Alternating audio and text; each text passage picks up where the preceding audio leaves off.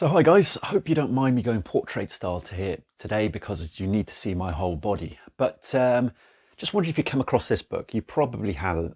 It's called Running by Bosch and Klomp, and it's basically a very detailed book. I mean, should you, if you as an athlete, read it? No. This is for biomechanists. The depth of detail that they go into in terms of the running action and the physical aspects of running is incredible. So even I haven't read this whole book, but there's particular things that I've lifted from here, and I was reading it not too long ago, and I lifted a couple of phrases from here, a couple of quotes from here, and it's quite interesting because it links perfectly to how you should be sprinting and how relaxation involves itself in sprinting. So I just lifted a couple of quotes here not too long ago.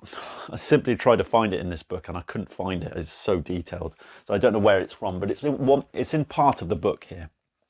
So I wanted to read this quote and then I'll tell you what it means, because it's really, really important how you understand how sprinting works, how proper sprinting works, and how proper running works. And it's going to change your approach to sprinting a little bit here. So one of the quotes here is, I quote, "Muscle action during running is only partly directly related to the resistance that the runner must overcome." So the resistance that the runner must overcome is the muscles. How do we overcome resistance? We use muscles to overcome resistance, and the resistance is gravity and so on. So it's only, what it's basically saying is muscle action or during running is only partly to do with the strength of the muscle. And it goes on, an important part of this work is indirect, i.e. creating pre-stretch in elastic tissues and transferring force across joints and facilitating other muscles by stressing them eccentrically. So what that means, I want to indirect, creating pre-stretch in elastic tissues. So basically it's what the kind of build up and the tension we build up before we release it, the torque we build up to release it. So what we're talking about, running is based on a mechanism called torque. And if I was turning to the side here, what torque is? The build up of tension, a twisting motion.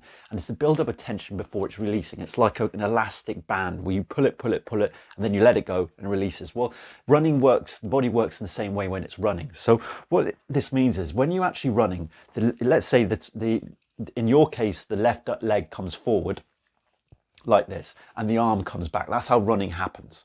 What happens when you're running is, like in this position, there's a build-up of tension up into the knee, all the way up the abs. Basically, it's actually focused on the abs. This twisting motion, this build-up of tension is around the abs, all the way up to the lats and the shoulder up here in this point here. The tension builds up in the shoulder in this point here. So this is where this happens. So that elastic pre-stretch, that's the elastic pre-stretch that we're talking about here. And then when that builds up, it gets released.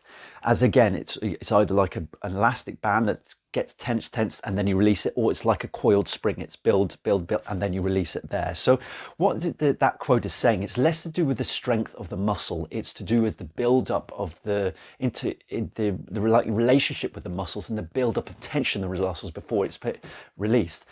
Leg comes up, arm comes up here, there's a build up of tension here, and then it's released. Now, the best way to demonstrate this is basically when relaxation is the best way. What I'm saying is to actually create that amount of torque to release it. Relaxation is needed. Let's demonstrate this. So if you actually, let's do the running action with the arms at least. So let's tense up our arms, okay? Tense up our shoulders, really tense, and then we start to pump the arms. If we pump the arms, we've got tension, but you can't create that. There's not much elastic tissue there. There's tension there and there's not much elastic kind of build up of tension, if you can imagine it. Now relax the arms, totally. Just relax the arms. And then kind of, as I say in one of my videos, actually I'll talk about one of my earliest videos, I talk about how to incorporate relaxation. Kind of make sure your wrists are like weights, and then swing your arms. Can you build how much there's kind of a pre-stretch? So your arm is coming back and then it has to swing forward. It's like swinging forward, but that swinging motion is created by relaxation, allowing the shoulders to do their work.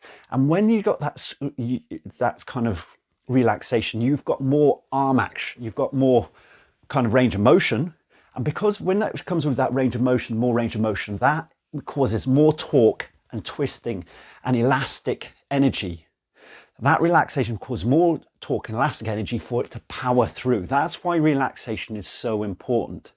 If you've got tension there, what's going to happen is you're not going to create the range of motion. You're not going to create the actual torque. The knees aren't going to come up. The shoulder isn't going to create up. There's not much. And then you're just going to, your power is sucked out. It sucks the power out of you. So that's why I wanted to direct you how sprinting happens. It's less to do with the strength of muscle and training hard. It's to do with creating elastic energy. And relaxation is so important to creating that kind of elastic energy, that build up, that range of motion so it can pull through. So I wanted to actually just demonstrate that. You need to know that as a sprinter, as a runner, how running really works. We're so consumed by hard work and training hard, and I'm all for consistent training. You need to train a lot, but we need to change our approach to our training and understand how running really works.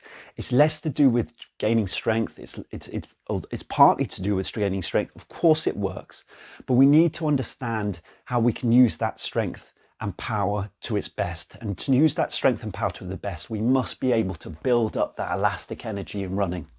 So hopefully that video just gives you a better insight to how sprinting normally happens. Incorporate relaxation. Go back and watch some of my videos, but I just wanted to give you a little bit more background about the sprinting action and why relaxation is so important. Thanks for watching.